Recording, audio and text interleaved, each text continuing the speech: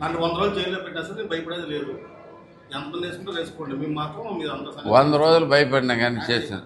ఇప్పుడు ఆయనకి కూడా డౌట్ వచ్చింది. బేసికల్ రెడీ ఉంది నెక్స్ట్ నేను అని చెప్పేసి. ఇప్పుడు ఆయన ఎందుకు వెళ్ళాడంటే ఆడికి వెళ్ళి ఏ జైలు అయితే బాగుంటుంది, దాంట్లో ఏ గది సౌకర్యవంతంగా ఉంటుంది, దీంట్లో నుంచి అవన్నీ తెలుసుకోవడానికి వెళ్ళాడు. అక్కడ అవన్నీ తెలుసుకుని వస్తాడు. కానీ దాన్ని అంతకు మించి అక్కడికి వెళ్ళాం కదా, ఏదో ఒకటి మాట్లాడాలి, మళ్ళీ మాట్లాడకపోతే లేదు. ఈ మధ్యకాలంలో కొత్తగా వినపడుతున్నాయి, నేను తీసేస్తున్నారని.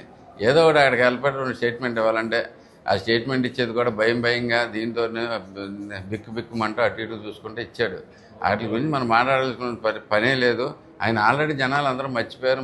మనం కొత్తగా ప్రత్యేకంగా ఆయన గురించి మాట్లాడుకుని చేసుకునే పని. అయినా కానీ ఒకటైతే గ్యారంటీ, ఇక దగ్గరలో నాకు కూడా ఉందని చెప్పేసి ఆయన కూడా గుర్తించాడు. దాంట్లో బేసిక్గా నెక్స్ట్ నేనే అనేది కూడా ఆయనకు అర్థమవుతున్నట్టుంది.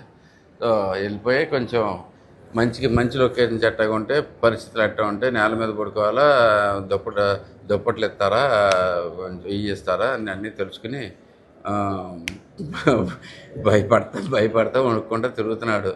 దాని గురించి మాట్లాడాల్సిన అవసరం ఏం లేదులే, కానీ వదిలేసేయండి. ఇంకంతా ఆల్రెడీ పూర్తిగా మర్చిపోయాం. బేసిక్గా ఫస్ట్ థింగ్ రెడ్ బుక్ అంటున్నాడు. ఏంటో దానికి ముందు దాని స్పెల్లింగ్ కూడా తెలుసుకోమని చెప్పండి, తర్వాత రెడ్ బుక్ గురించి మాట్లాడచ్చు, ఏం ప్రాబ్లం లేదు.